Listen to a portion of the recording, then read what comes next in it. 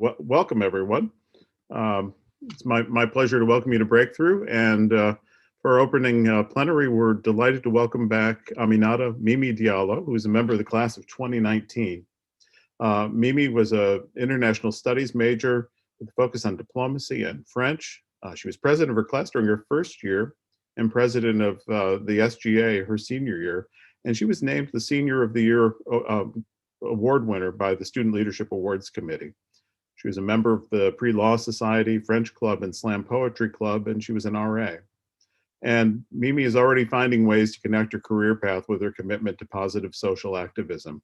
While she was a student at Susquehanna, she did an internship with the European Parliament while she studied abroad in Brussels as part of her Go experience. And the summer after her freshman year, she interned at Project Vote Smart in Montana, where she conducted research for prospective voters.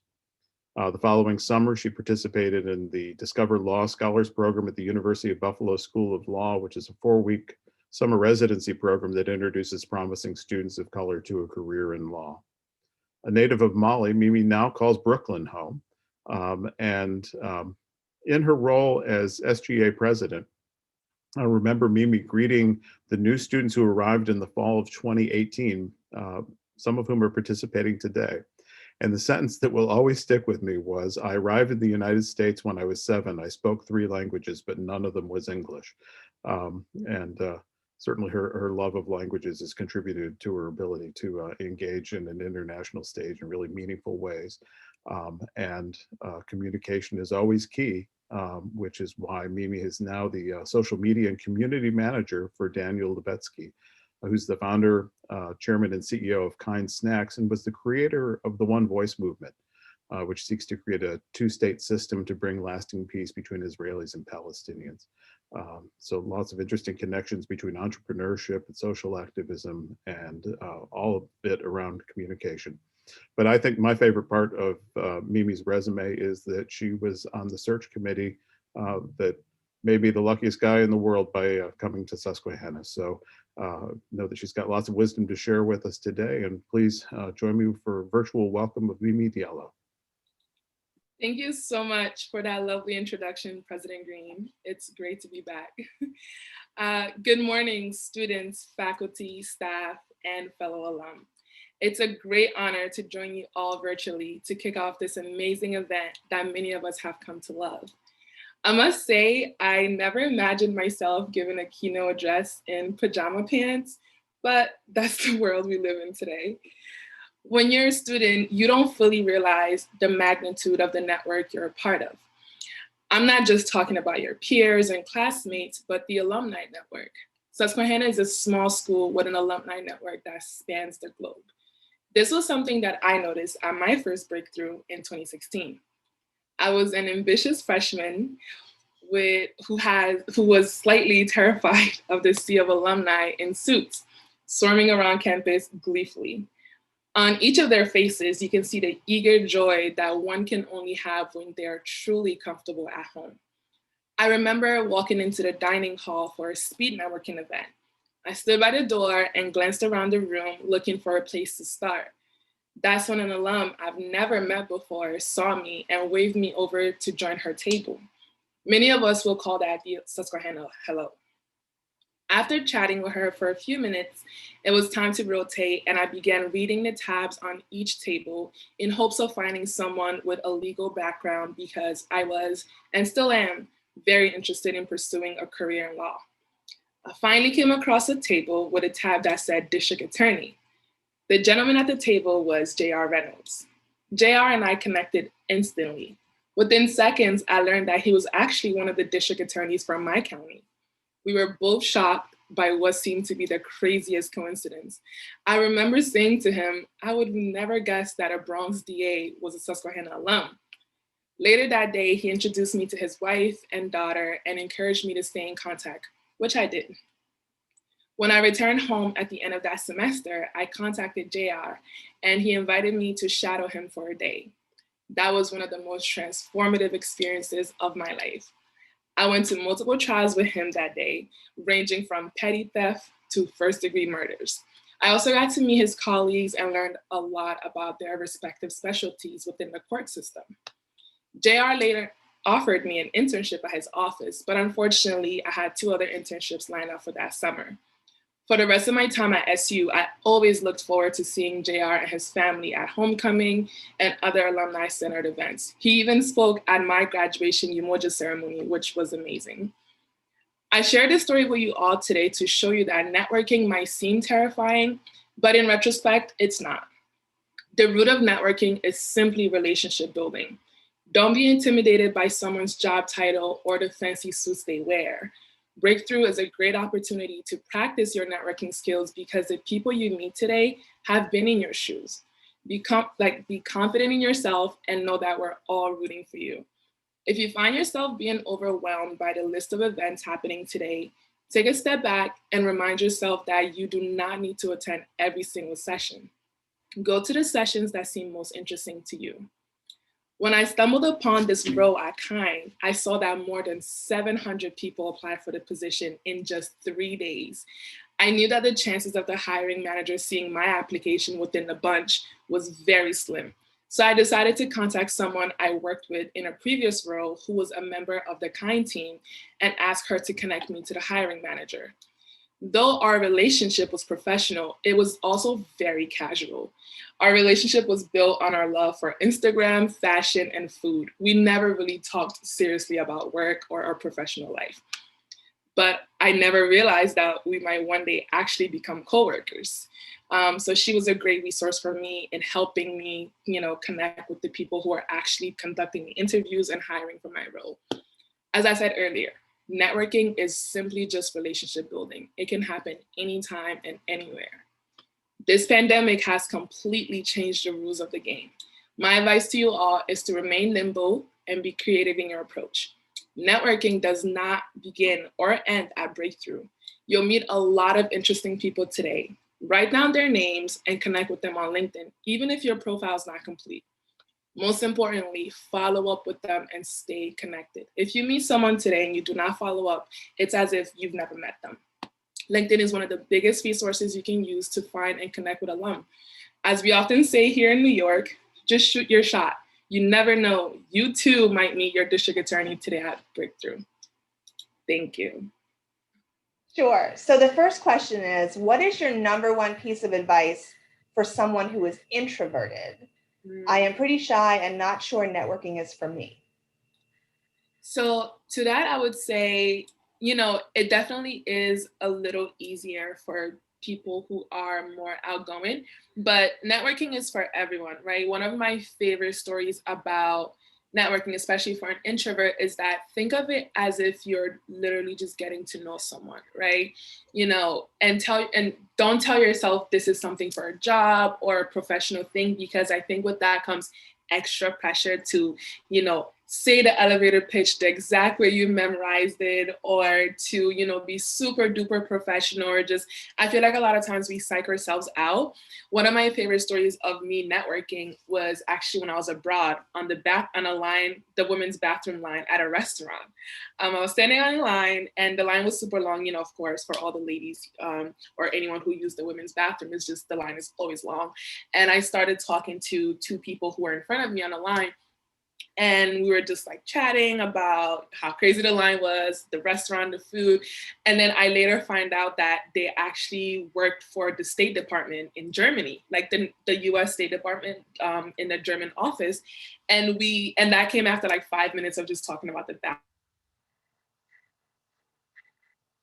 bathroom, right? So something very for an introvert, take it one step at a time, and don't overwhelm yourself, right? So if you know you perform better in smaller environments, try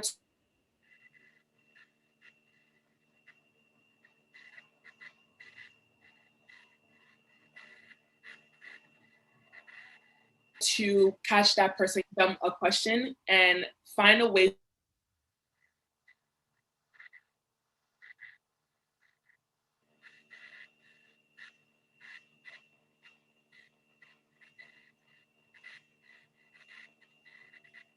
I think we're having a little bit of trouble with your to Wi-Fi connect with again. them. So is it breaking up again? A little. Oh no. But you're back now. Okay. Yeah, I think that's my very long answer to a simple question. Okay. So we have another question here. What advice do you have for students who need to turn down an offer like you did with JR? It seems like you continue to have a great relationship with him even after you had to say no.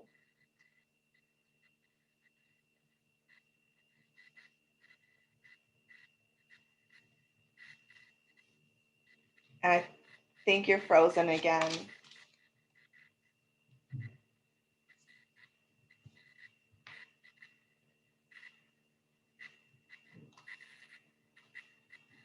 Let's just wait a second to see if we can get her back.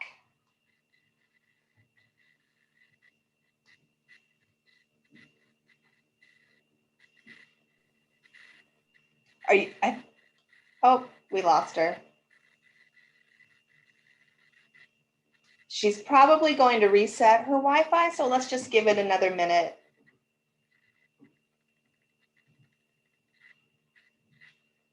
I hope everybody's having a great Monday.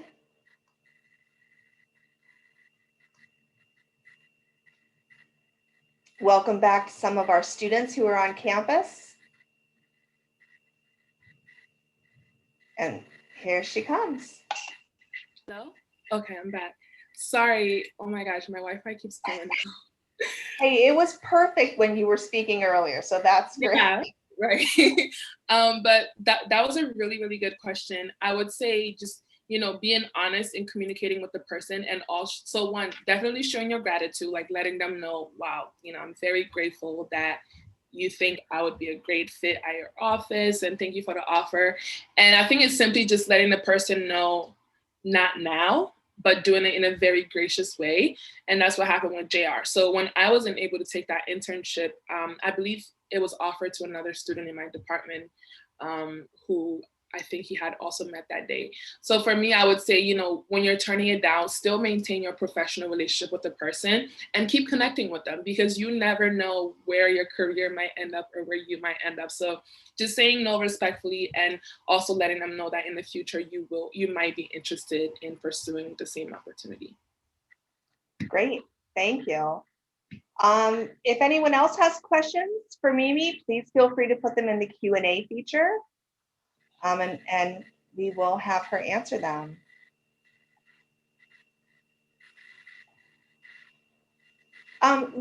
Let me ask a question. What do you think was the biggest challenge that you faced when you, after graduating and going out? Ooh, that's a really good question. Just one? Or two. I think for me, it was reminding myself that my path and my journey was not the same as everyone else's. So actually, when I graduated, I decided to kind of take that summer off to I ended up working on a part-time, one full-time, but still on a temporary basis at the Department of Education here in New York. But during that summer, I told myself I just wanted to relax because, I had just gone 110 miles an hour at Susquehanna for 4 years, and I just wanted a break. But part of me still wanted to just jump straight into the workforce, seeing my friends and my colleagues and classmates who were just like starting their full-time jobs and like doing, their big kid things. And for me, it was having to constantly remind myself that like they're doing that, that's great for them, but that's not where I need to be right now, because I know that I needed a break before getting back into a full-time role. So I spent that summer mostly just traveling and hanging out with my friends. I would say another struggle is just being patient, because a lot of times you think of success or even your own journey as linear. Like a lot of times we tell ourselves, I'm going to go to college, I'm going to get this job, I'm going to do this graduate program, X, Y, and Z. And, it's a crazy wake-up call when you leave college and you're no longer in that bubble of like being around people your age who are doing similar things. And now you're just thrown into this workforce where you're most likely going to be the youngest person in your office, trying to figure out like what does success look like for you. And I think a lot of times like that's when a strong support system comes into play, having to remind yourself that like your journey is unique, and just having that tunnel vision to not get distracted by what other people are doing. Because a lot of times it's very easy to compare yourself to others. Yeah, great. We have a couple more questions that came in. Okay. This says, random question. What's the best thing and the worst thing about your current job? And this person says, I want to do what you're doing someday. Okay, yeah. So if you caught it in President Green's introduction, I actually did not study, like I didn't study social media or marketing or communications. This was actually a huge switch in industries for me, going from like politics to communications and marketing. I would say the best part about it, in my opinion, is, you know, the people you meet. So for me, I'm constantly being introduced to the variety of people within Daniel's network and working with those teams all the time. But I'm not sure if that's something that will come with every social media role, because I'm working for a person, not a brand. A lot of times social media managers are managing a brand's account, but for me, I'm managing a person. So that's something that's very unique. But at the same time, I think you still get to meet and collaborate with different people. I wouldn't say this is the least favorite part, because I kind of enjoy this, but it was the most shocking part of the job. One thing no one really tells you about social media management is that it's almost 40% data work, right? So I find myself just staring and crunching through Excel sheets for like 40% of the day. And that's something no one really tells you, you know, a lot of times, because it's a very data-driven industry. You're using numbers and engagement metrics and KPIs to inform how or what kind of content you put out, when you put it out, how you're engaging with your audience. And that's something that I feel like, you know, most people don't think about when you say social media. They think of like cute pictures and captions, but they don't think of all the numbers and the crazy data science that's behind it. So that's something I would say, if you're interested in going into this field and you do not like math, maybe start liking math or learning little tricks of how to get around that, because you're going to need it. Yeah. Okay. Great. It sounds fascinating, your job. Yeah, it's a job. Another question, how do you set boundaries with your demanding job? Yeah, wow, that's still learning a little bit. It's hard when you're working with a team of just go-getters and hard workers, where everyone is working around the clock just because that's who they are.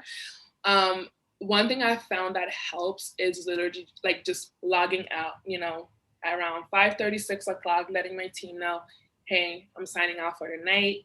I might come back around 9 p.m. if I'm working overnight for whatever reason, but just communicating with people and also kind of letting your teammates know where you're at so they understand your bandwidth, right? So a lot of times you give so much that like you're serving from an empty cup, and it gets a little hard. So for me, I'm lucky enough to work with a team that understands. Even Daniel himself, he's very much a night owl. He will send emails at 2, 3 a.m. because that's just how he works.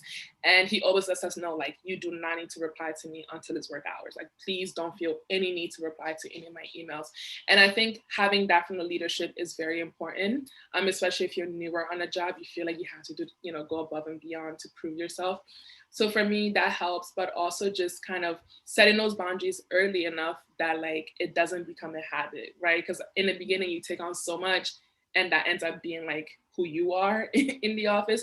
But if at the very beginning you let them know, hey, I'd rather not work on weekends, or if we want to talk about X, Y, and Z, could we, schedule time to do it another time? So yeah, just be solution oriented and offer, another time. So if someone's like, hey, can you send this to me tonight at 10 p.m. and you know that you don't want to be you don't want to work tonight at 10 p.m.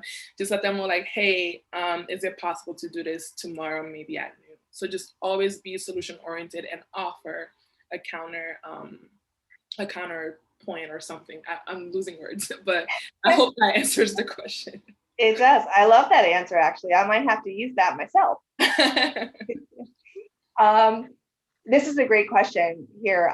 If you could go back to when you were a student at SU, what would you do to better prepare yourself for the life you live now after graduation? Wow.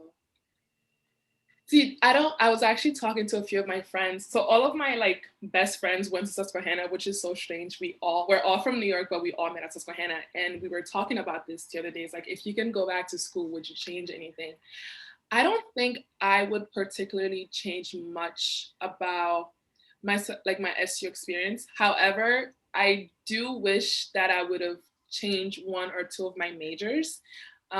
So I took economics with Dr. Olu, shout out to Dr. Olu, my sophomore year, and I fell in love with the class. I think based on how he taught the class and just his way of explaining econ, it was a very enjoyable class for me.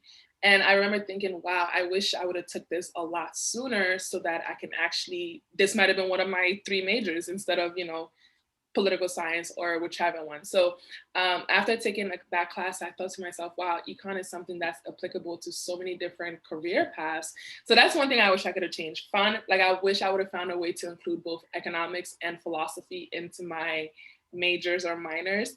But other than that, I think every single experience I've had at Susquehanna have prepared me for this very job I have right now and for the future, which, whatever that may be. That's great. That's wonderful. Here's a question. As a fellow female student of color, how did racism impact your time at SU? And what has the impact been since you graduated? Yeah, wow. I don't know what year this student is, but so I graduated from Susquehanna almost 2 years ago. So 2019 wasn't that long ago.